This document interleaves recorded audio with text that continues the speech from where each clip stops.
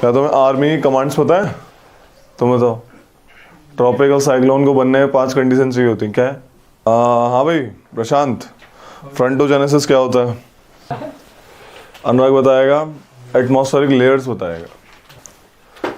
Summer solstice कब आता है? North Atlantic drift cold current है, वार्म करंट है? Name the factors which are helpful for formation of soil.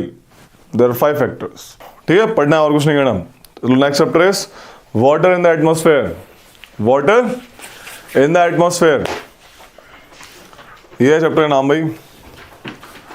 Water होता है एटमॉस्फेयर में। Amount of water vapour present in the atmosphere is called humidity. Humidity क्या है? जितना water vapour atmosphere में है उसको ह्यूमिडिटी बोलते हैं। ह्यूमिडिटी नापने के 2 तरीके हैं भाई। एक एब्सोल्यूट ह्यूमिडिटी, एब्सोल्यूट ह्यूमिडिटी, यानी डायरेक्ट बोलेंगे कि कितना अमाउंट ऑफ वाटर वेपर है। जैसे बोला कि इसमें 4 ग्राम पर क्यूबिक मीटर है, ये बोल दिया। अब इसमें ये नहीं पता कितना आना चाहिए था, कितना नहीं है, हमने बस बोल दिया एब्सोल्यूट कि इतना अमाउंट है। हमें नहीं पता ये उस एरिया कितना परसेंट है, बस बोल दिया कि एग्जैक्ट नंबर दे दिया कितना, जैसे 4 या 100 या 400। क्या यूनिट है? ग्राम पर क्यूबिक मीटर, ग्राम पर क्यूबिक मीटर। क्यूबिक मतलब थर्ड, ठीक है, 3 ग्राम per cubic metre absolute humidity की यूनिट। एक होती है रिलेटिव ह्यूमिडिटी। रिलेटिव, रिलेट करते हैं कि एक अमाउंट ऑफ एयर अपने अंदर किसी टेम्परेचर टी पे, कोई भी टेम्परेचर होगा, 20 डिग्री सेल्सियस, 30 डिग्री सेल्सियस, वो एयर अपने वहां पे 100% मॉइस्चर ले सकती है। 100% आएगा ना, मान के चलो टेम्परेचर टी में 100% आ सकता है उसके पास, लेकिन उसके पास रिलेटिव ह्यूमिडिटी बोलती है कंपेयर करना, उसके पास है 40%। बोला इसकी ह्यूमिडिटी कितनी है एयर की? 40%। तो हमें पता लग गया कि ये एयर अभी थोड़ी ड्राई है, इसमें 60% और मॉइस्चर आ सकता है। पता लग रहा है? इसमें नहीं पता लग रहा, इसलिए रिलेटिव ह्यूमिडिटी है, क्योंकि परसेंटेज वाइज बताती है। तो जोग्राफर्स के लिए फायदेमंद ये वाली है, जो पता लगा सके कि एयर ड्राई है, कैसी है, कितना आ सकता है, कितना जा सकता है। मान लो किसी एयर में 100 की 100% ह्यूमिडिटी हुई, यानी कि उससे ज्यादा मॉइस्चर वो नहीं ले पाएगी, 100% ज्यादा थोड़ी ले पाएगी। जब कोई एयर किसी टाइम, जैसे तुम पानी से समझो, पानी उसमें चीनी मिलाई, एक टाइम में चीनी ज्यादा थोड़ी मिला पाते हैं, ऐसे एयर में एक टाइम के बाद मॉइस्चर नहीं आ पाता ज्यादा। वो टेम्परेचर, एक टेम्परेचर जिस टाइम पे उससे ज्यादा एक्सेस एयर ना आ पाए, उसे सैचुरेटेड एयर कहते हैं। समझ आ रहा है? सैचुरेट हो गई भाई वो, सैचुरेटेड एयर। और उस टेम्परेचर को क्या कहते हैं जिस टेम्परेचर पे सैचुरेशन अगर हुआ? Due point. क्या इस टेम्परेचर को बोला गया? क्या? Due point. इस ड्यू पॉइंट, इस पे क्या हो गया? सैचुरेशन हो गया, यानी 100% मॉइस्चर आ गया। समझ आ गया? ड्यू पॉइंट क्या है, सैचुरेटेड एयर क्या है। एक किसी टेम्परेचर पे, मान लो अगर मैं किसी सैचुरेटेड एयर का टेम्परेचर बढ़ा देता हूं तो उसकी कैरिंग कैपेसिटी बढ़ जाती है। जैसे तुम अगर चीनी मिला हुआ पानी को गर्म करोगे, तुम और चीनी कैसे मिक्सर करो, मिलती जाएगी। अलग अलग टेम्परेचर पे अलग अलग सैचुरेशन होता है, ठीक है रे? तो लिख लो इसको हल्का सा। लेकिन एक टाइम पे तो आगे दोनों मिल ही जाते हैं। उसको तो क्रिटिकल टेम्परेचर बोलेंगे फिर। किसको? जो सैचुरेशन जो आ रहा है उसको। ड्यू पॉइंट, ज्योग्राफी में मॉइस्चर को ड्यू पॉइंट बोलते हैं। वो सॉल्यूशन सॉल्यूट वो अलग है, दिस इज ड्यू पॉइंट, ठीक है?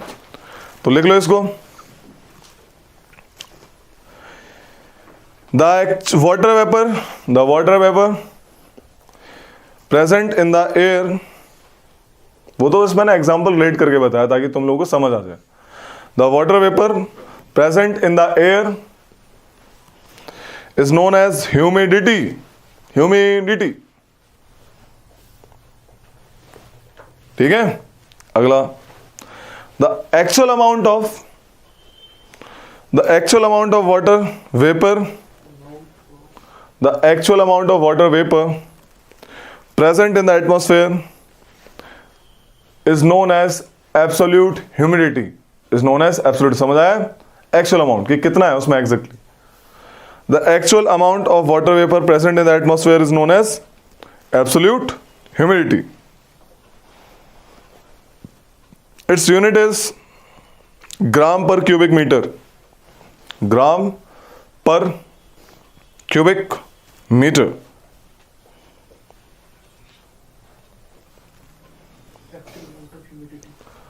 अब अगला लिखते हैं रिलेटिव ह्यूमिडिटी के बारे में।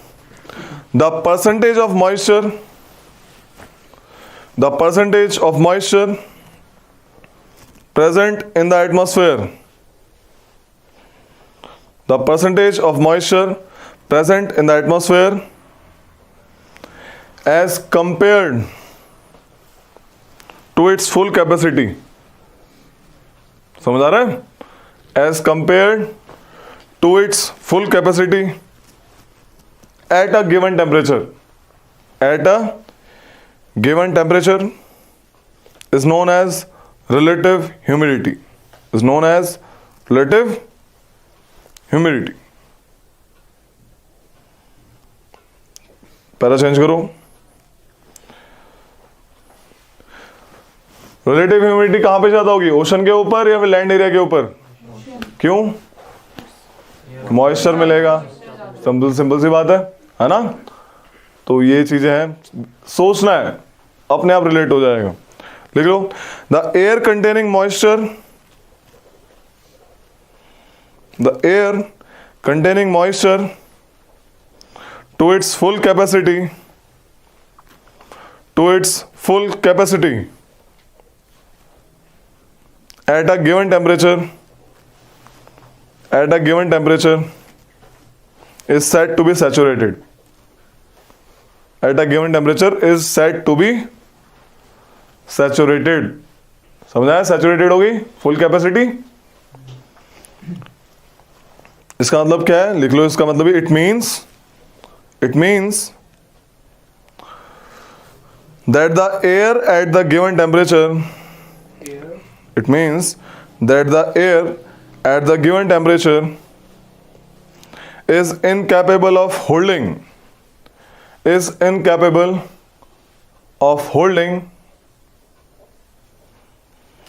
any additional amount of moisture, holding any additional amount of moisture at that stage, at that stage।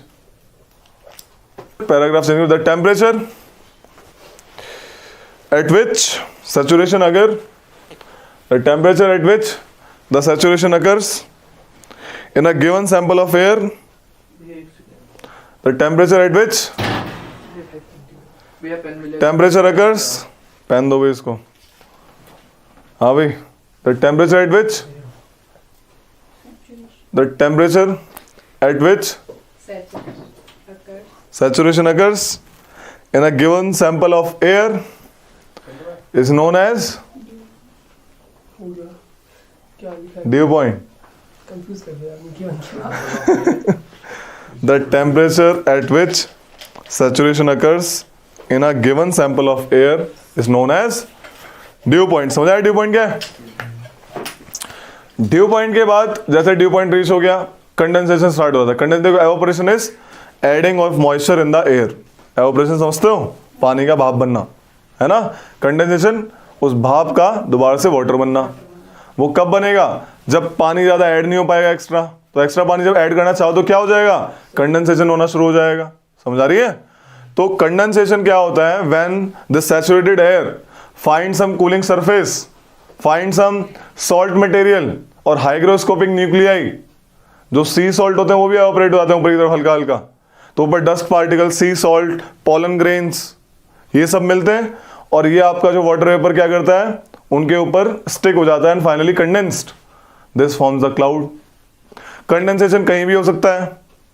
अगर नीचे हो रहा है धरती पे किसी सॉलिड ऑब्जेक्ट पे, सुबह सुबह देखना घास के ऊपर ओस मिलती है, ड्यू कहते हैं उन्हें, क्योंकि ड्यू पॉइंट में बन रही है। Condensation which occurs in early morning in solid area, in solid, घास सॉलिड है या solid object, because of cooling surface. वो सरफेस क्या है, कूल हो गया है, तो उस एयर को, सैचुरेटेड एयर को कूलिंग हो जाती है, and finally condensation occurs on glass blades on solid surface. अगर वो कूलिंग अबव फ्रीजिंग पॉइंट पे होती है उसे ड्यू बोल दिया, अगर वही कूलिंग एट और बिलो फ्रीजिंग पॉइंट पे होती है क्या बोलेंगे उसे, फ्रॉस्ट, फ्रॉस्ट बोल दिया, फ्रॉस्ट जम गई। This is the case. अगर हवा में हो गई क्लाउड्स बोल दिया। In the troposphere when the condensation occurs what happens, cloud formation occurs. This is the effects of condensation. Simple, समझ आ रहा है क्या कहानी है? तो लिख लो ड्यू वाला, हेडिंग डालो ड्यू। वो जो ठंडी बर्फीली हवाएं चलती हैं उन्हें क्या बोलते हैं? वो अलग है, अभी बताएंगे। वो हवाएं, वो तो नॉर्मल है, ब्लिजर्ड्स, ठीक है, फोन, ये सभी अलग अलग मामला है। ये टाइप्स ऑफ विंड्स हैं, अलग अलग एरिया में अलग अलग चलती हैं। ओके, इनको मैं अलग से एक बार लिखवा दूंगा क्योंकि इंपॉर्टेंट है। जब मैं लिखवाऊंगा, जब मैं मैपिंग कराऊंगा ना अलग कॉन्टिनेंट की, उसके हिसाब से वहां की विंड भी लिखवा दूंगा। ओके, कनाडा में ब्लिजर्ड्स वगैरह चलती है, यूएस कनाडा में, ठीक है। इधर फॉन चलती है, हरमेटन चलती है इजिप्ट के पास, नाइजीरिया के पास भी चलती है, ठीक है। डॉक्टर्स विंड भी कहते हैं, क्योंकि गर्म होती है, बर्फ को पिघला देती हैं, उस एरिया का टेम्परेचर लो हाई कर देती हैं, कंपैरेटिवली फायदेमंद होती हैं। ब्लिजर्ड खतरनाक होती हैं, अपने साथ स्नोफ्लेक्स भी लाती हैं। अगर तुम बाहर निकल गए चीरती हुई निकल जाएंगी। अंदर रहते हैं लोग, जब वहां पे क्या कहते हैं ब्लिजर्ड्स वगैरह चलती हैं, विंड के साथ छोटे छोटे स्नोफ्लेक्स ब्लेड की तरह काम करते हैं। ओके, तो नॉर्मली सीजनल, मतलब वहां की लोकल विंड्स का नाम, साहब हमारे यहाँ लू लोकल विंड्स का नाम, अलग अलग कंट्री में, ठीक है। तो ड्यू के बारे में, due when moisture is deposited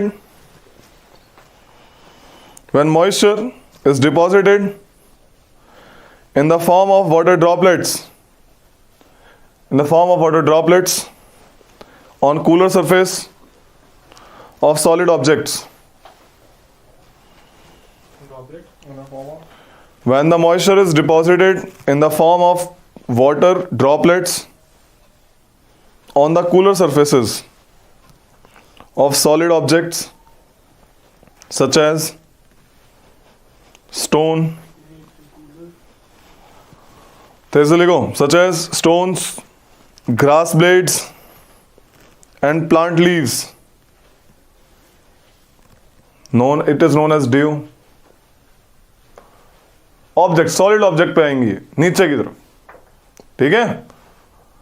same object रहेंगे लेकिन टेम्परेचर एट फ्रीजिंग पॉइंट और बिलो फ्रीजिंग पॉइंट होगा तो फ्रॉस्ट जम जाएगी। लिख लो frost. Frost forms on cold surfaces when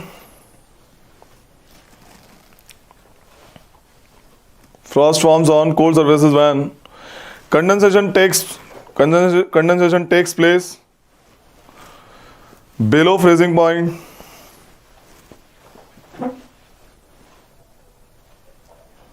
that is the dew point. That is the dew point is at or below the freezing point. That is the dew point is at or below the freezing point. समझ आ गई भाई? ये Frost हो गया। इसमें बर्फ जमेगी। हाँ, बर्फ पतली पतली बर्फ एकदम, फ्रॉस्ट कहते हैं उसे। क्लाउड्स देखो, clouds, see clouds,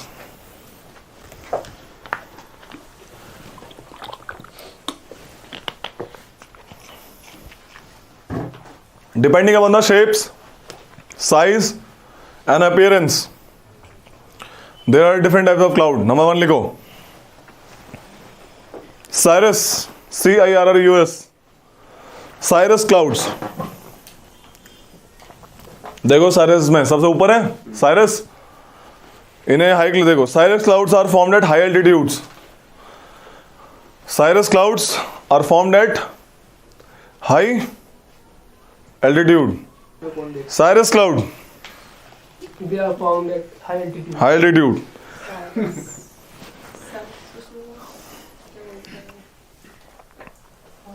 they have feathery appearance, पंख की तरह दिखते हैं, फेदरी, इनका अपीयरेंस कैसा है, फेदरी अपीयरेंस, हमेशा व्हाइट कलर होते हैं, they are always white in colour,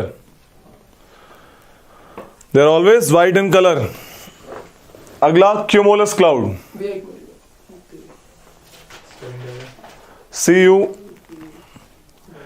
CUMULUS, cumulus clouds looks like cotton wool.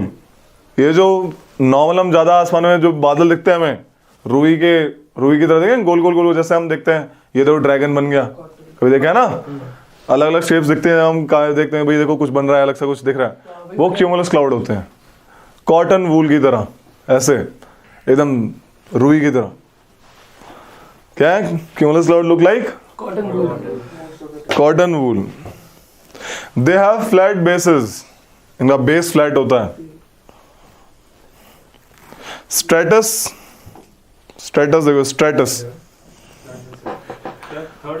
Third one स्ट्रेटस,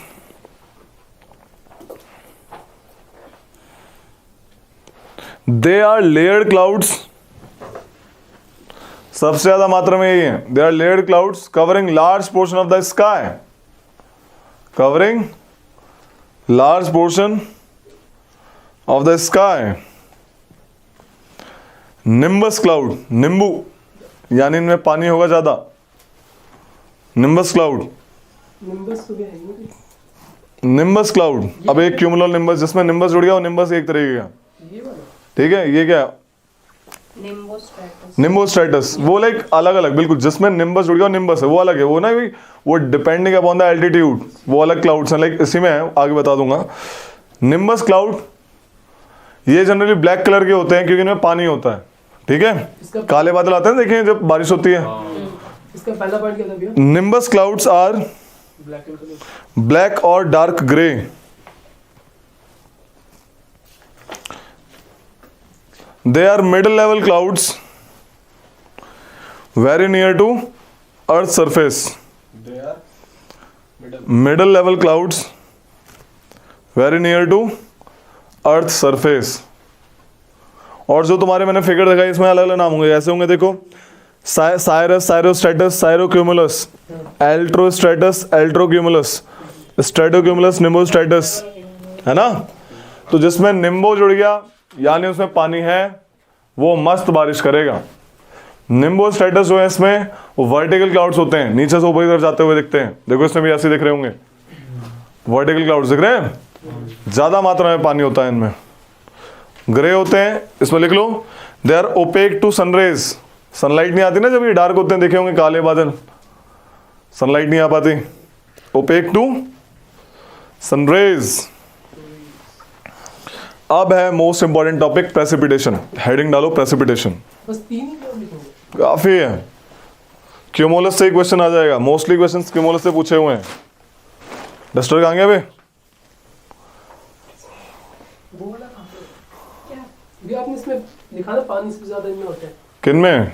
ji, nimbus, दिखाया नहीं है? तो ग्रे और डार्क का बता ही दिया ना, उसमें बारिश वाले क्लाउड हैं। दे ब्रिंग्स रेन लिख लो, they brings rain in good quantity, rainy cloud. Raining clouds, rain bearing clouds. Black क्यों होता है? पानी है, सनलाइट नहीं आ रही ठीक से, पानी वाले हैं, तभी तो ब्लैक एंड डार्क ग्रे हैं, लाइट ठीक से स्कैटर नहीं हो पाई हाँ, इसीलिए ब्लैक। तो ब्लैक कलर दिखा दिया उनका, ठीक है भाई, लाइट को पास ही नहीं होने दिया उनको, तो जहाँ लाइट नहीं वहाँ पे कलर नहीं, दैट्स व्हाई स्पेस लुक एकदम डार्क, ठीक है।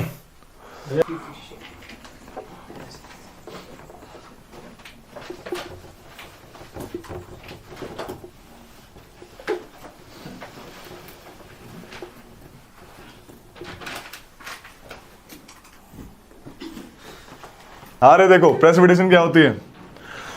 प्रेसिपिटेशन देखो, कंडेंसेशन हो गई जब मॉइस्चर दोबारा से नीचे आ जाए, उसे प्रेसिपिटेशन कहते हैं। ठीक है, कंडेंस हो गया मॉइस्चर, नीचे गया ऊपर, कंडेंस हो गया। अब जब मॉइस्चर नीचे आ गया उसे प्रेसिपिटेशन कह दिया गया। प्रेसिपिटेशन यानी मॉइस्चर अलग अलग फॉर्म में आता है। जब वो वाटर ड्रॉपलेट के फॉर्म में आए उसे रेनफॉल कहते हैं। वाटर ड्रॉपलेट, रेन ड्रॉप्स, है ना। जब वो स्नो के रूप में आए नीचे, स्नोफॉल कह देंगे। हेल और स्लीट थोड़ा अलग अलग अलग चीज है, बताएंगे इसके बारे में। ये भी प्रेसिपिटेशन का एग्जांपल है। रेनफॉल ये 3 टाइप के होते हैं, क्यों 3 type on the basis of formation.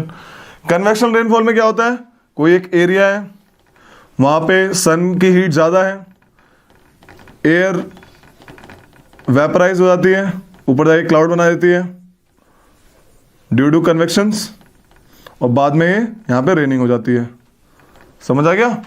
Convectional rainfall generally her day होती है कहां पे, इक्वेटर बेल्ट में, ITCZ जोन में। ओरोग्राफिक, रेन बियरिंग विंड्स आई, ऊपर चढ़ी, ऊपर जाके ठंडी हो गई, क्लाउड्स बना दिए, रेन कर दी। जैसे ही पार किया नीचे जाने लगी, टेम्परेचर बढ़ा, फ्रिक्शन बढ़ा, तो क्लाउड्स बनाने की प्रक्रिया बंद हो गई। इसे कहते हैं माउंटेन की लीवार्ड साइड, बताया था। इसे विंडवार्ड साइड। इसमें यहां पे बारिश नहीं हो पाती क्योंकि लीवार्ड साइड से कहते हैं rain shadow effect, rain shadow area. ठीक है, this is called relief rainfall. Relief है ना, या फिर orographic. Orographic what is mean by orographic? Relief तो पता है, ओरोग्राफ ये कब आ गया? भैया हाँ जो मैं बता सकती हूँ, वो पहला तो माउंटेन हाँ, क्या? इसमें होता है कि ऊपर नीचे टाइप। डिएस्ट्रोफिज्म क्या होता है? जब अपलिफ्टमेंट होती है, एलिवेट होता है, मूव होता है, कुछ भी। Diastrophism is basically movement, building, anything of earth crust is called diastrophism. There are 4 types. Orogenic, Orogenic, aperogenic, earthquake and volcanism. है ना। Orogenic is mountain building process, इसलिए orographic rainfall। समझ आ गया। Orogenic 2 टाइप के होते हैं, फोल्डिंग और एक block mountain. Fold mountain, block mountain, समझ आया। तो ये कहानी है। साइक्लोनिक कल ही बताया था। साइक्लोन की ना, साइक्लोन जब बनेंगे तो बादल पक्का बनेंगे, चाहे आप टेम्परेट ले लो यानी meeting of warm and cold front, और चाहे आप नॉर्मल कह लो ट्रॉपिकल साइक्लोन। समझ आ गई। इन तीनों टाइप से रेनफॉल होगा। स्नोफॉल क्या है, जब आपका ऊपर से जो नीचे मामला आ रहा है, बिलो फ्रीजिंग पॉइंट में आ रहा है, पहाड़ी एरिया में, क्या होगा, स्नोफॉल हो जाएगी। अब स्लीट क्या है, स्लीट्स देखो भाई, धरती है ये, दिस इज धरती, सरफेस एरिया। यहां पे एक लेयर है जो ठंडी लेयर है, क्या है, बिलो फ्रीजिंग लेयर। इस लेयर, ये जो एयर की लेयर है, दिस लेयर हैज बिलो या फिर लगभग 0 डिग्री। इसके ऊपर जो लेयर है वो नॉर्मल लेयर है, अबव 0 डिग्री। तो रेन ड्रॉप आ रही है, रेन ड्रॉप आई, ठीक है भाई, दिख रही है, यहां से पास हुई, रेन ड्रॉप है। जैसे यहां से आती है कोल्ड हो जाती है, बर्फ बन जाती है, छोटे छोटे स्नो के पैलेट्स, इसे स्लीट कहते हैं।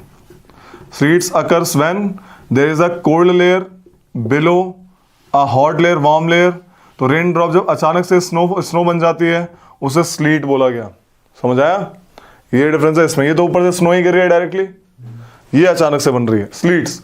छोटे छोटे रेन ड्रॉप साइज की आपकी क्या है, बर्फ, स्लीट्स बोल दिया। स्लीट्स। हेल बताएंगे क्या है, हेल इज ओला। ओला क्या है, रेनफॉल हो रहा है, देखो दिस इज बादल, यहां से रेन ड्रॉप आई। किसी ने देखे हेल स्टॉर्म्स, ओले देखे किसी ने पकड़ के? वो तुमने कभी उनको देखा होगा, समझो कोसेंट्रिक होते हैं, उनमें लेयर्स होती हैं। Have you noticed? ऐसे टाइप नहीं नोटिस करिए तो फटाक से गूगल खोलो, सी हेल स्टोन्स, अभी दिख जाएगा। हेल स्टोन इमेजेस देखो, गोले गोले देखेंगे अंदर, बताएंगे क्यों। हीट वाला उसमें एक लेयर हवा की है जो ठंडी, हाँ हाँ, वो हवा की ऊपर लेयर। से पानी गिर रहा है, नीचे बर्फ बन रहा है। यस, ऊपर तभी तो बर्फ बनी, जब नीचे होगी ऊपर हो तो पिघल जाती। लेयर की वजह से होती है। यस, हवा की कोल्ड लेयर की वजह से, जो कि बिलो फ्रीजिंग पॉइंट पे है। कितने जानवर? ओले देखे, डायरेक्ट लिखो कोसेंट्रिक लेयर्स ऑफ हेल, सीधा लिखो कोसेंट्रिक लेयर्स ऑफ हेल। किस पे, गूगल पे लिखना? हाँ, और क्या लिखोगे? मैं बोला नोटबुक में। ओके, गूगल पे लिखो कोसेंट्रिक लेयर है। सुनो इधर देखो, तो यहाँ पे जब बारिश गिर रही है, देखो ध्यान से रे, जब बारिश हो रही है तो यहाँ पे है ना एयर चल रही है। तो जब एयर चलती है, ये बेचारी बूंद नीचे आने से पहले ऊपर चली जाती है, और ऊपर हवा इनको ऊपर ले जाती है, ऊपर जाती है, ठंडी हो जाती है, बर्फ बन जाती है। बर्फ बनती है, अब ये बर्फ बन गई, दोबारा से नीचे आई, यहाँ से फिर से इन्होंने एक लेयर उठाई, समझ आ गई, फिर ये नीचे गिरी, फिर हवा इसको उठा के ले गई, फिर एक और लेयर बनी, समझ आ रही है, फिर नीचे गिरी, फिर ले गई। जब तो वो इतनी भारी नहीं हो जाती कि हवा जब उसको ऊपर नहीं ले आती तो वो नीचे गिरते हैं, उन्हें हेल्स कहते हैं। समझ आया? हेल्स क्यों बन रहे हैं? क्यों कोसेंट्रिक हैं? Because of air. उनको हाई विंड स्पीड से ऊपर ले गई, लेयर बना दी, फटाक से आए नीचे, फिर क्या हुआ मामला, जब भारी हो गए नीचे आ गए हेल स्टॉर्म की तरह। This is all about this thing. ये तो वैसे तोड़ फोड़ कर देती है। बिल्कुल, देखा नहीं है खेतों में अगर गिरते हैं ओले, कैसे किसानों को कितनी नुकसान होता है। तो ओले को प्रेसिपिटेशन के बारे में लिखते हैं, the process of release of moisture after the condensation of water vapor. The process of release of moisture, ये क्या लिखा है अभी? The process of ऊपर क्या लिखा है?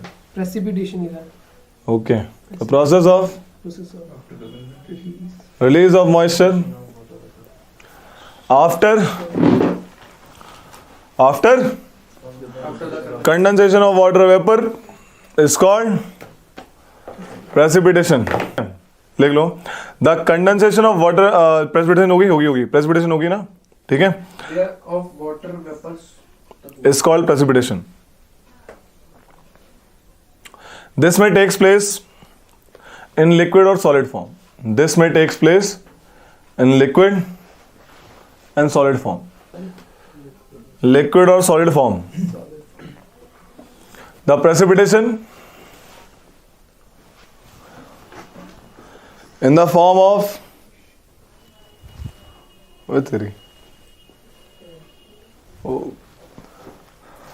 precipitation in the form of water is called rainfall. समझ आया rainfall? When the temperature is lower than 0 degrees Celsius, when the temperature is lower than 0 degrees Celsius,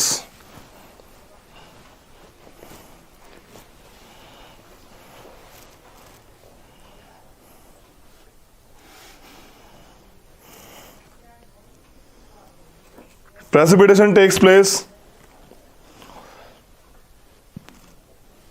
in the form of fine flakes of snow. अभी phone में क्या देख रही हो? कुछ नहीं, ऐसे ही? पकड़ा है बस, अरे चीटिंग कर रही हो. इधर देखो। फिर ठीक है. Fine flakes of snow and is called snowfall. Snowfall में क्या होता है? क्रिस्टल का शेप क्या होता है? आता है रे. Moisture is released in the form of hexagonal crystals. Snowfall में moisture is released in the form of hexagonal crystals.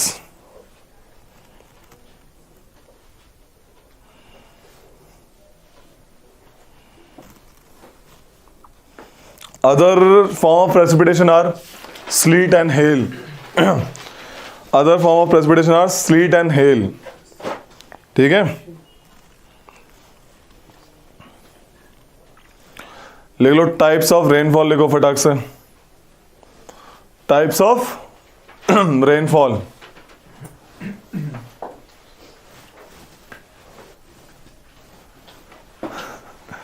Types of rainfall 3 type के: convectional, orographic and cyclonic. Convectional लिखवा रहा हूं, ओरोग्राफिक पहले बता रखा है, राइट. तो लिख लो कन्वेक्शनल में, और साइक्लोनिक भी लिखवा रखा है, ये दो तो पहले ही हो रखे। कन्वेक्शनल लिख लेते हैं एक बार। कन्वेक्शनल हेडिंग डालो, कन्वेक्शनल रेनफॉल। इसमें लिखो the air on being heated, the air on being heated becomes light and rises up in convection currents. The air on being heated becomes light and rises up. Light हो जाती है, ऊपर से उठती है, फिर वो पता है ये बात, ऊपर आके एक्सपेंड हो जाती है, फिर नीचे गिरेगी। हाँ रे, what do you mean by Ferrel cell? Parallel cell हाँ, पोलर से नीचे एक तो निप्पो होता है, एक एवरेडी और एक फेरल। पोलर सेल से नीचे और हाँ, उससे ऊपर पोलर सेल से नीचे, और लैटिट्यूड से ऊपर। सब ट्रॉपिकल और उसमें सेल कहाँ से कहाँ के बनता है, किस किस दो लैटिट्यूड्स के बीच में बनता है? और सब ट्रॉपिकल। सब ट्रॉपिकल हाई, सब ट्रॉपिकल हाई और हॉर्स लैटिट्यूड सेम ही है बे। हाई पोलर, लो पोलर हाई, लो हाई। भैया लो Polar high, सब polar high। जो ट्रॉपिकल वाला समझ गए ना आप? ट्रॉपिकल कैंसर वाली बात कहना चाह रहा हूँ मैं। ट्रॉपिकल वाले से लो पोलर की तरफ जाएगा। यानी सब ट्रॉपिकल हाई से सब पोलर लो की तरफ जाता है, पोलर लो। उसे कहेंगे फेरल सेल। कौन सी विंड्स बहती हैं उसमें? विंड्स वेस्टर्ली वेस्टर्लीज बहती हैं। ठीक है, क्या है भाई, क्या क्या लिखा? Light and rise up. तो भैया फेरल सेल अलग है, निप्पो अलग है, समझा? निप्पो की बैटरी यूज करी, किसकी करी? लिखो फिर। As it rises it expands and loses heat, and consequently as it rises it expends it expands and loses heat, and consequently losses loss कर दिया, छोड़ दिया, losses heat and consequently condensation takes place, and consequently condensation takes place and cumulus clouds are formed. cumulus कैसे होते हैं? Wool like, cotton wool like. Very good. Cumulus clouds are formed with thunder and lightning. With thunder and lightning, heavy rainfall takes place, but this does not last long. Does not last long. ज़्यादा देर के लिए नहीं होती, थोड़ी देर के लिए होती है। लिख लो इसमें। It is very common in equatorial region and interior parts of continents, especially in northern hemisphere, equatorial region and interior parts of continents, interior parts of continents, especially in northern hemisphere. ये table important है,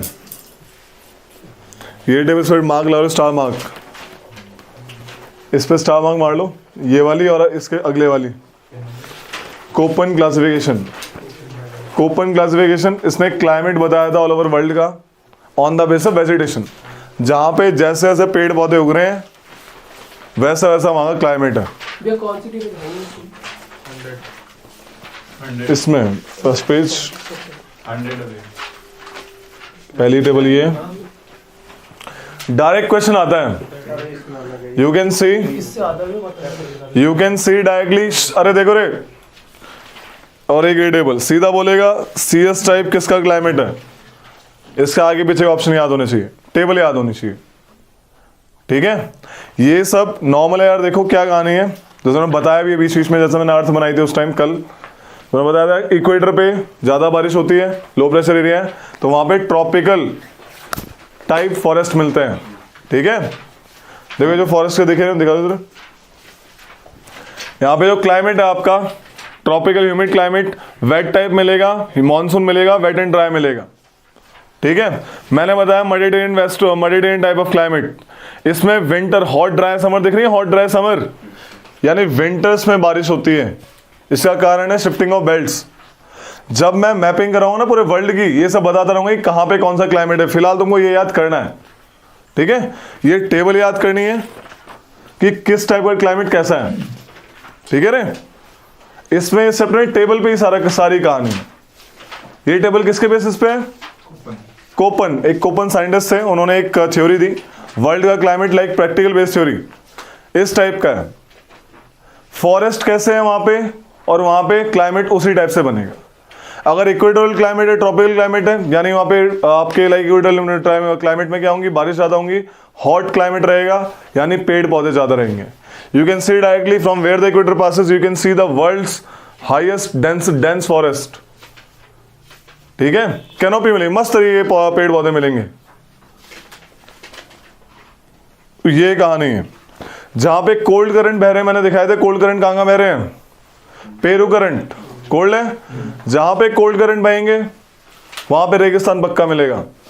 कौन सा रेगिस्तान है जहां पे cold current बह रहा है? पेरू के साइड में एटाकामा डेजर्ट, समझ आया। अफ्रीका के साइड में आएंगे कालाहारी डेजर्ट मिलेगा। ऊपर कैनरी करंट है, सहारा डेजर्ट मिलता है। इधर कोल्ड करंट है, यहां पे आएगा आपका प्रॉपर तरीके से Mojave desert in this USA, Mojave desert. उधर सहारा डेजर्ट आ गया। ऑस्ट्रेलिया, यहाँ पे कोल्ड करंट है ऑस्ट्रेलिया के वेस्ट में, तो यहाँ पे प्रॉपर आधा ऑस्ट्रेलिया डेजर्ट ही है। जब वर्ल्ड की मैपिंग करेंगे अपने आप आ जाएगा सारा। ये बता रहा हूं कि जहां पे कोल्ड करंट बहेगा वहां पे वर्ल्ड के डेजर्ट हैं, बारिश नहीं होती वहां पे, ठीक है। फिर मेडिटेरियन क्लाइमेट होगा क्या? मेडिटेरियन क्लाइमेट ऊपर वाले कंट्रीज में है, अल्जीरिया, लीबिया, इजिप्ट, और उधर मेडिटेरियन सी के साइड में जो भी कंट्रीज है उन पे मेडिटेरियन टाइप ऑफ क्लाइमेट। इधर भी तो था साउथ अमेरिका में, जहाँ बिल्कुल ऐसा क्लाइमेट। देखो वो जो मैंने वही वाली बात ध्यान से सुनना, ये इक्वेटर के ऊपर और नीचे रिपीट करती हैं चीजें, समझ आ रही है। जो लैटिट्यूड वहां से जा रही है, अगर वही डिग्री वहां से जा रही है तो वहां पे भी रिपीट मारेगा टेम्परेचर, मतलब वही एरिया, समझ आ रहा है। क्यों सेम है ना, वो तो सन आधा उधर जा रहा है तो रिपीट करते हैं। ऐसे ट्रॉपिकल बेल्ट्स भी देखी होंगी, सब ट्रॉपिकल है, सब ट्रॉपिकल है, सब पोलर लो, सब पोलर लो, पोलर है, रिपीट मार रही है तो बिल्कुल होगा। यहां पे भी है, यहां पे भी है, ये ऑस्ट्रेलिया में भी है, ठीक है। ये कहानी है, करवाता रहूंगा, इनके बारे में बताता रहूंगा। When I will deal with the world mapping में अपने आप समझ आएगा। ओके बोलो। तो ये टेबल याद करनी है। टेबल का सीधा मतलब समझा देता हूं। नो ड्राई सीजन मतलब पूरे साल में कोई ड्राई सीजन नहीं है। ट्रॉपिकल वेट, ठीक है, ए से बोल दिया उसको। ट्रॉपिकल मॉनसून कैसा होता है? शॉर्ट ड्राई सीजन, थोड़ा ड्राई सीजन होता है ना, तो monsoon type of climate. Winter dry season is tropical wet and dry, यानी गर्मियों में बारिश होगी, विंटर में बारिश नहीं होगी। सिंपल सी बात। ड्राई क्लाइमेट यानी ओवरऑल ड्राई क्लाइमेट होगा, लेकिन किस टाइप का, यानी ग्रासलैंड टाइप का मामला होगा। Grassland dry climate. तो सब ट्रॉपिकल स्टेपीज का है यूरोप में, स्टेपी ग्रासलैंड लिखवाए थे, ग्रासलैंड टाइप है। लो लैटिट्यूड सेमी एरिड और ड्राई। सब ट्रॉपिकल डेजर्ट और सब ट्रॉपिकल छोटा लाइक क्या कहते हैं, एरिड एंड सेमी एरिड। तो desert is total arid climate, low latitude arid और ड्राई, सेमी एरिड नहीं है, टोटल ड्राई, ठीक है। Mid latitude steppe, mid latitude में भी स्टेपीज हैं, ठीक है। आपके जो है आपके प्रेरीज, पेम्पास, डाउन्स, वेल्ड्स, ये कहानी है। टेम्परेट ग्रासलैंड क्यों है? क्योंकि बारिश कम मात्रा में हो रही है उनके आसपास डेजर्ट्स भी हैं। वेल्ड साउथ अफ्रीका में, उसको बोलो कालारी डेजर्ट मिलेगा। ग्रासलैंड वहीं मिलेंगे इसके आसपास डेजर्ट होगा। ऐसे वही वाली बात, पहले ट्रॉपिकल एवरग्रीन फॉरेस्ट, फिर सेमी एवरग्रीन, फिर डेसिडियस, फिर ड्राई, और फिर एकदम वही सपाट एरिया। यही तो होता है एकदम क्लासिफिकेशन। वही कहानी है जो इंडिया में करवाई, उसी केस में इसको वर्ल्ड के लेवल पे बांट दिया, ठीक है। मेडिटेरेनियन ड्राई हॉट समर, ये फेमस है। वहां पे विंटर में बारिश होती है कि अर्थ सन नीचे आता है। वेस्टर्ली सीधा रेन ले जाती है वहां पे। क्या कहना चाहता हूं, देखो समझ रहे हैं इस चीज को, हल्का सा बताएंगे। ये है आपका अर्थ, ये इक्वेटर, ये 23, ये भी 23, हाफ। यहां पे कौन सी विंड चलती है? चल रही है। तो ये इधर से इधर आ रही है, देखो ऐसे आ रही है ना राइट। अगर यहां पे कोई सपोज यहां पे कोई कॉन्टिनेंट है, दिख रहा है, और यहां पे सी है, यहां पे सी है, यहां से विंड्स आ रही हैं, तो सी की तरफ से कॉन्टिनेंट की तरफ आ रही है, ईस्ट से आ रही है ना, तो ईस्टर्न पार्ट में बारिश होगी दबा के। ऐसे ही वेस्टर्लीज वेस्ट कोस्ट पे बारिश करती हैं दबा के, क्योंकि अगर वो ओशन से आ रही है। समझ आ रहा है क्यों हो रहा है ये तो सदाबहार है ना, वेस्ट कोस्ट से करेगी। लेकिन क्या होता है विंटर्स में, यानी नॉर्दर्न में विंटर कब आएंगी? जब सन यहां पे होगा, है ना। तो यहां पे हल्का सा बेल्ट शिफ्ट हो जाती है यहां पे, तो वेस्टर्ली यहां की जगह थोड़ी यहां बहने लगती है। इस केस में ये जो मामला आता है, ये मामला यहां पे आता है एग्जैक्टली। देखो सन, ये देख रहे मेडिटेरियन सी, यहां पे वेस्टर्ली, लाइक वेस्टर्ली ऐसे बहती है नॉर्मली, लेकिन थोड़ा शिफ्टिंग होने वजह से यहां पे आना शुरू हो जाता है। तो ये पानी उठाता है मेडिटेरियन सी से और सीधा बारिश करता है सर्दियों में। वरना यहाँ पे बह रही थी वो बेचारी, तो यहाँ से बारिश नहीं होती, तो पूरा कॉन्टिनेंटल एरिया बीच का। लेकिन जब यहाँ से वेस्टर्ली बहना शुरू हो जाती है, वेस्टर्ली है ना, तो यहाँ पे बारिश होती है। और यहाँ पे हमारे क्या आता है फिर? Temperate cyclone, western disturbances. ऐसे ही तो आ रहा है at the end, this the case. Westerlies की वजह से बारिश होती है मेडिटेरियन क्लाइमेट में विंटर्स में, क्योंकि बेल्ट शिफ्ट हो जाती है, थोड़ी नीचे आ जाती है। ये कहने का मतलब है। इसको वर्ल्ड मैपिंग में बताएंगे क्या है, कहानी नहीं है इसकी।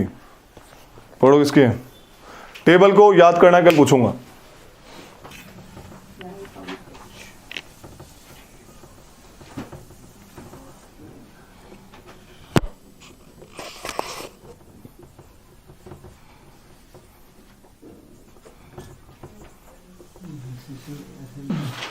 ठीक है, पता है ये चीज नॉर्मल सी पहले ही बनवाई हुई है, बना लो इसको दोबारा से, कोई दिक्कत नहीं है।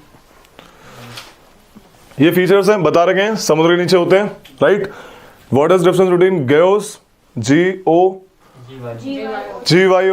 गेओट्स जिसे गेओ बोलते हैं, and hills and seamounts. Seamount तो तीखे होंगे, तीखे? पीक्स होंगी, मतलब पीक्स होंगी उनकी। हाँ, पॉइंटेड पीक्स, हिल्स वाली तो ऐसे गोल गोल, राउंडेड, और फ्लैट, समतल। ठीक है, ठीक है। ये सारी कहानी है अंडर वाटर आपकी रिलीफ फीचर्स की। अब पानी कहाँ कहाँ पे कितना ज्यादा है लिख लो। सबसे ज्यादा कहाँ पे? ओशंस में। द राइम इज OIGLSARB, ओएगल सर्ब। O for oceans, I for ice and glaciers, G for groundwater, L for lakes, S for क्या? Soil moisture, A for atmosphere, R for rivers, B for biosphere। ठीक है, तो सबसे ज्यादा लिख लो वाटर ऑन अर्थ सरफेस। सबसे ज्यादा कहां पे है? Ocean and ice caps. Ocean, sorry, number 1 is ocean, number 1 is oceans. Second ice caps and glaciers, एक साथ है, एक ही बात है। Second is ice caps and glaciers.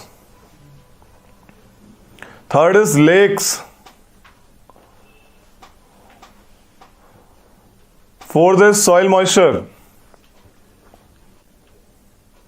Sorry गलत बोला मैंने। फर्स्ट क्या बोला? Ground water. हाँ, थर्ड इज ग्राउंड वाटर। ठीक है, लिखा है ना ऊपर, third is ground water, L for lakes, S for soil moisture, then atmosphere, then rivers and streams, then biosphere. ठीक है भाई, समझ आया? रिलीफ बता दिए। टेम्परेचर, ये डायग्राम देखो रे, open this diagram.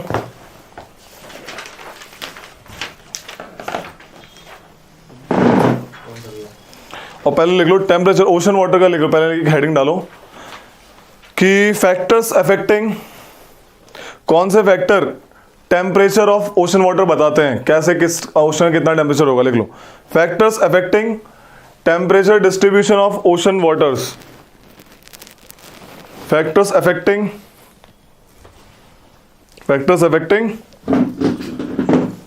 Temperature distribution of oceanic waters. Number 1 latitude, जाहिर सी बात है, latitude. Number 2 unequal distribution of land and water, unequal distribution of land and water.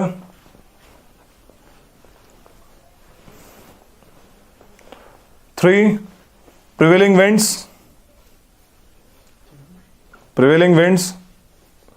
4th oceanic currents,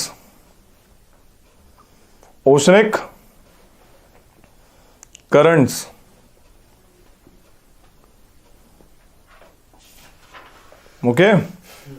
तो क्या होता है लैटिट्यूड, समझ में आ रहा होगा तुम लोगों को क्या होता है लैटिट्यूड, है ना। लैटिट्यूड कैसे ओशन वाटर का टेम्परेचर अफेक्ट करती है।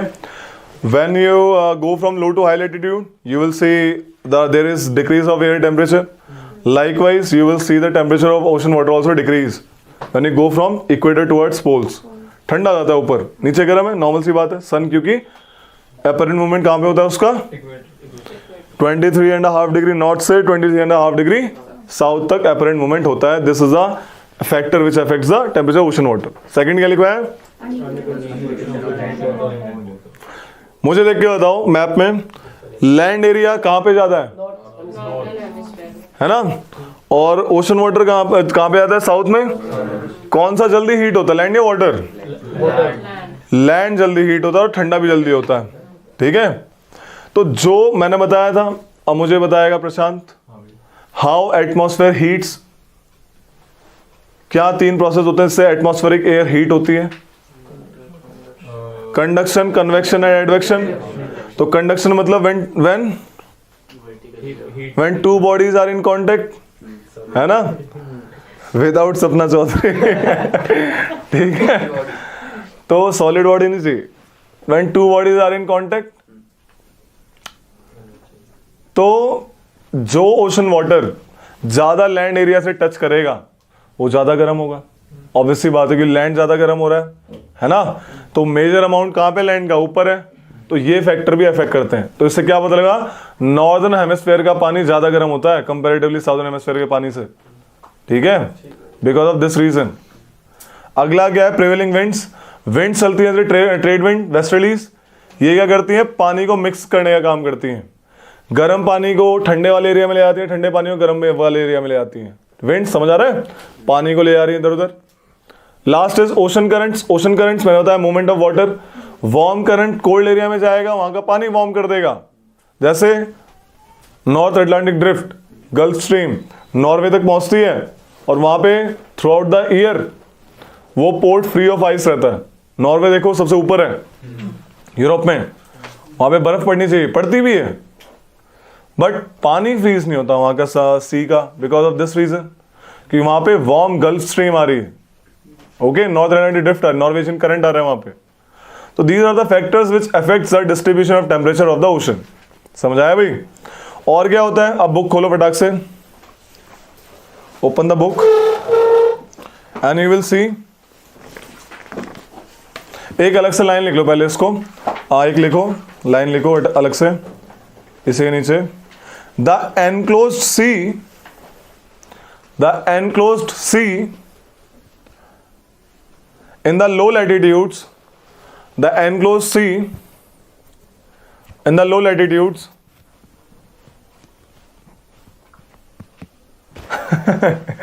ठीक है, तो the enclosed sea क्या लिखा है,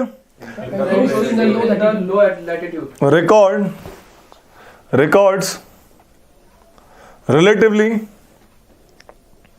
higher temperature than the ocean, than the open seas,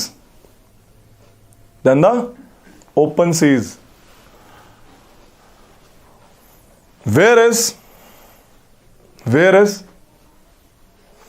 the enclosed sea in the high latitudes उल्टा हो जाएगा, have lower temperature than the open seas. देखो क्या होता है, देखो इधर, the whereas the enclose sea in the high latitudes have lower temperature than the open seize.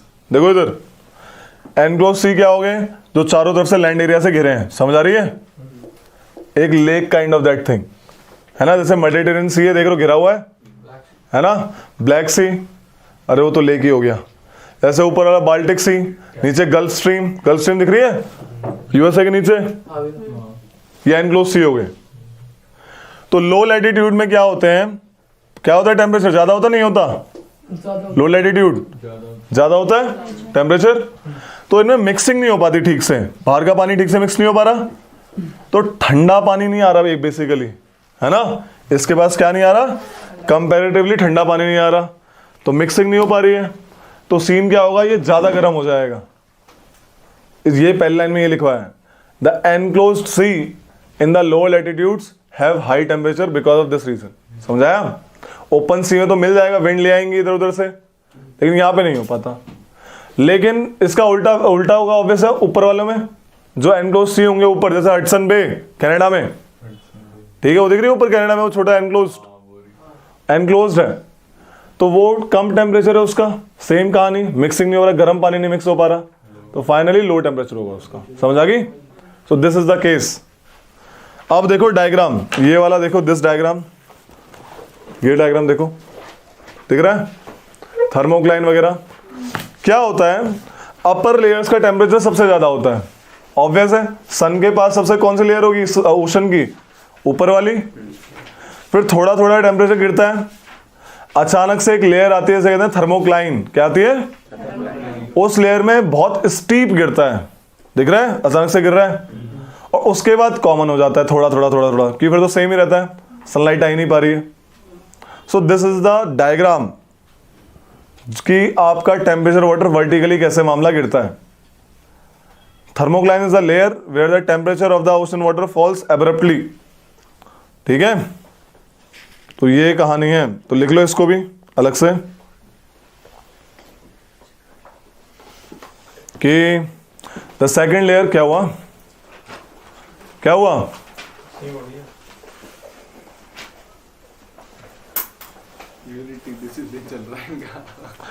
The second layer, ND के लिए आए हो ना तुम, the second layer called the thermocline layer is characterized by, तीन layer होती हैं, first layer, second layer, third layer, दिख रही है ना, तीन लेयर अलग से बनी हुई सेग्रेट, उसमें थर्मोक्लाइन के बारे में लिखवा रहा हूं, इसमें क्वेश्चन आता है। The second layer called the thermocline layer is characterized by rapid decrease in temperature with the increasing depth, with the increasing depth। कितने मीटर थिक होती है, 500 से 1000 मीटर। द थर्मोक्लाइन इज 500 से 1000 मीटर थिक, ठीक है। इस लाइन को हटाओ, एक लाइन लिखो जो मैंने बता दिया आपको, किस ओशन का, नॉर्दर्न हेमिस्फीयर का ज्यादा टेम्परेचर होगा, पानी का या नीचे वाले का, नॉर्दर्न का, रीजन पता है, बिकॉज ऑफ लैंड एरिया, लिख लो, the oceans in northern hemisphere records relatively higher temperature than in southern hemisphere.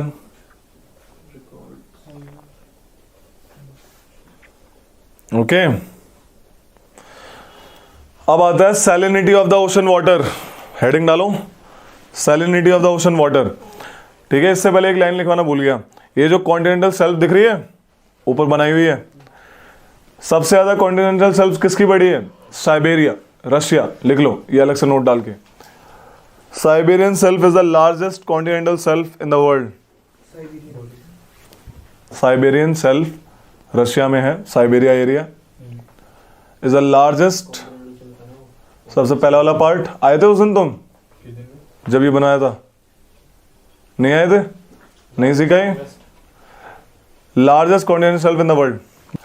क्या होता है देखो, जैसे हम जाते हैं समुद्र वाले एरिया में, ये कॉन्टिनेंट वाला area, right, this is sea level, क्या है ये पानी वाला एरिया, ऐसे ही होगा। तो जब आप बीच में ऐसे ये देखो, जैसे ये है, ये कौन है, इंसान नहीं ये है प्रशांत, और ये कौन है, नहीं, ये हिमांशु, ठीक है। जीएस क्लास बैठी मिलेगी इधर गोवा के बीच में। ये सुधीर इन दोनों को देख रहा है, देखते हैं क्या करते हैं। मस्त एकदम, चल बोला जाओ जाओ, बाय कर रहे हैं, जाओ जाओ। ठीक है, ये बोले ओ तेरी, खैर तो ये दो खड़े हैं, दिस इज जहाँ पे खड़े हैं, this is beach area. Continent थोड़ा थोड़ा खत्म होता है, नीचे आता है पानी की तरफ, ओके। तो यहाँ पे स्लोप बहुत कम है, मतलब अचानक से नहीं गिरता, ऐसे पानी रखा पाँव में सीधा नीचे, ऐसा नहीं होता, वी शेप्ड वैली नहीं है, ठीक है। तो हल्का हल्का इसकी ढलान आती है, अराउंड 1 डिग्री 2 डिग्री ऐसे करके हल्की ढलान। तो आप काफी अंदर जाएंगे, डूबेंगे नहीं, मतलब थोड़ा सा अंदर जाएंगे, डूबेंगे नहीं, लेकिन ज्यादा अंदर ले जाएगा अंदर, ज्यादा नहीं जाना, ठीक है। ढलान धीरे धीरे आती है, स्लोप थोड़ा कम होता है। लेकिन जैसे एक एरिया आता है जिसे कहते हैं सेल्फ ब्रेक, क्या कहते हैं, सेल्फ ब्रेक कहते हैं इस एरिया को, सेल्फ ब्रेक आती है, वहां से अचानक से एरिया स्लोप हो जाता है, देख रहे स्लोपी, इस स्लोप एकदम ज्यादा गहरा हो रहा है, इसे कहते हैं कॉन्टिनेंटल स्लोप, क्या कहते हैं, समझ आ रहा है क्या समझा रहा हूं। तो दिस एरिया, ये भी कॉन्टिनेंट ही, अभी कॉन्टिनेंट वाला एरिया यानी लैंड एरिया, ये यहां पे जो खत्म होता है, यहां से ओशन वाली बाउंड्री शुरू हो जाती है, भाई ओशन की धरती आ गई, ये प्लॉट ओशन का है, समझ आ गई, यहां तक कॉन्टिनेंट वाला एरिया। तो यहां से ओशन फ्लोर शुरू, यहां से कॉन्टिनेंटल फ्लोर, ठीक है रे। ये जो अब यहां से आए, जब यहां से आए, उल्टे काम नहीं करने, बाहर निकाल दूंगा, गलती से, समझ आ रही है। तो यहां से जब आए, तो ये जो है ना ऊपर से गिर रहा है, जब ये स्लोप नीचे गिर रहा है, तो ऊपर से मिट्टी ला रहा है, काफी मिट्टी ला रहा है, तो यहाँ पे थोड़ा सा हाई एरिया बन जाता है मिट्टी की वजह से, क्योंकि ना इधर ढलान है, मिट्टी आई नीचे, वेव्स की वजह से, किसी भी एरिया की वजह से, इसे कहते हैं कॉन्टिनेंटल राइज, थोड़ा बढ़ गया, राइज हो गया, कॉन्टिनेंटल राइज। तुम आई थी उस दिन, गुड, ठीक है। और क्या क्या प्लेन्स होते हैं, जो धरती, जो प्लेन एरिया होता है समुद्र के नीचे, देखो जब साइंटिस्ट नहीं गए थे समुद्र के पास, समुद्र के नीचे, उन्हें लगता था समुद्र पूरा प्लेन है नीचे, बट ऐसा नहीं था। व्हेन दे रीच समुद्र, नीचे उन्होंने ओशन प्रोफाइलिंग करी, उन्होंने बहुत सारी शेप्स देखी, राइट। तो जब ये नीचे आए तो प्लेन भी था नीचे, तो उसे अवाइसल प्लेन बोला गया, जैसे प्लेन एरिया जो ना ही ऊपर ना नीचे, ऐसा करके। नीचे जो पहाड़ मिले जिनकी पॉइंटेड पीक्स थी, पॉइंटेड चोंचदार, उन्हें सी माउंट्स बोला गया, क्या बोला गया, सी माउंट। जहां पे प्लेट सबडक्ट होती हैं वो ट्रेंच है, ट्रेंच मतलब V shaped, V shaped trench ही मैंने बताया था, ट्रेंच वी शेप्ड होते हैं, लेकिन इनके साथ डीप्स भी होते हैं, जैसे उन्होंने मरीना डीप या मरीना ट्रेंच, एक ही बात है। तो ये ओशनिक डीप्स जो कि यू शेप्ड होते हैं, इनकी क्वालिटी क्या होती है, एक साथ होते हैं, मैंने यहाँ पे अलग से बनाया ताकि समझ में आए तुमको, ठीक है। जब ये सी माउंट्स एरोड होते हैं ऊपर से, हल्के हल्के एरोड हो गए, वेव चल रही हैं, तो राउंड शेप बन जाते हैं, क्या बन जाते हैं, तो उन्हें हिल्स बोलते हैं, राउंड शेप्ड। और कभी और ज्यादा एरोड हो गए तो फ्लैट बेस बन जाते हैं, फ्लैट दिख रहा है एकदम, उसे गेओट्स बोलते हैं, गेओ बोलते हैं, टी साइलेंट। तो ये सारी आपकी ओशन प्रोफाइलिंग, समझाया, ओशन में ऐसा मिलता है मामला। लास्ट वाला वो प्लेटी होते हैं, गेओट्स, प्लेटी काउंट ऑफ थिंग, प्लेटी काउंट ऑफ थिंग, बड़ा बड़ा होता है ना बहुत ही। हाँ हिल्स ही है वो, लेकिन फ्लैट शेप्ड हिल्स है, ठीक है, फ्लैट शेप्ड माउंटेन। प्लेटो तो काफी बड़ा एरिया में आ गया, ये बात अच्छी। ठीक है। अब लिख लो भाई सैलिनिटी। तो salinity of ocean water, salinity मतलब खारा पानी, नमकीन पानी, ओशन में बहुत सारे सॉल्ट है, पी सकते हो पानी, नहीं पी सकते, खारा है।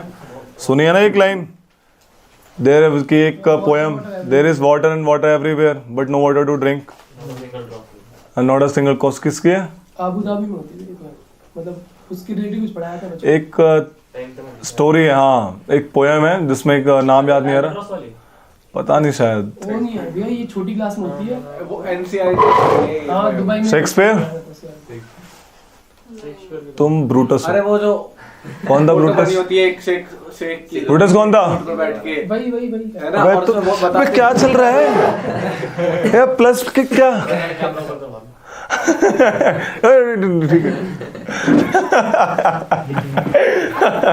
चल रहा है? अरे बड़े मारूंगा तुम लोगों को।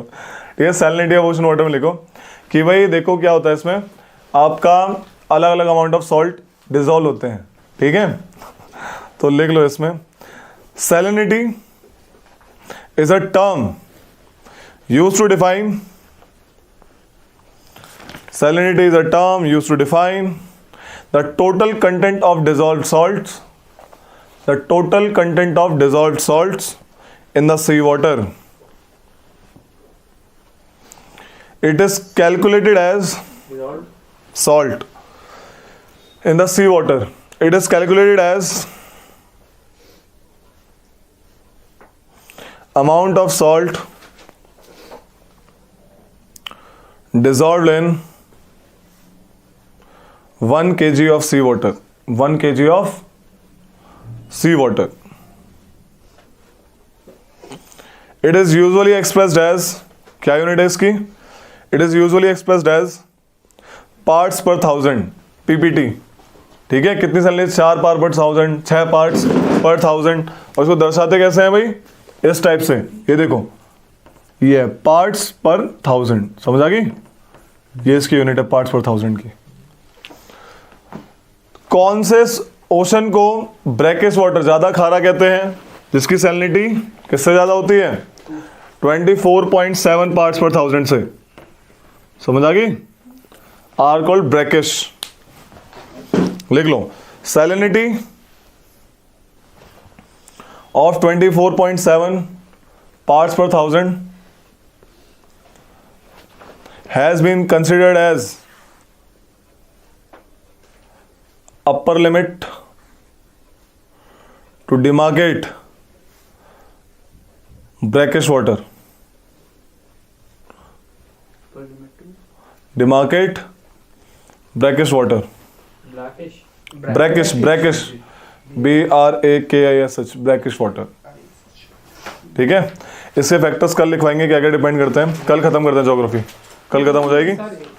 हाँ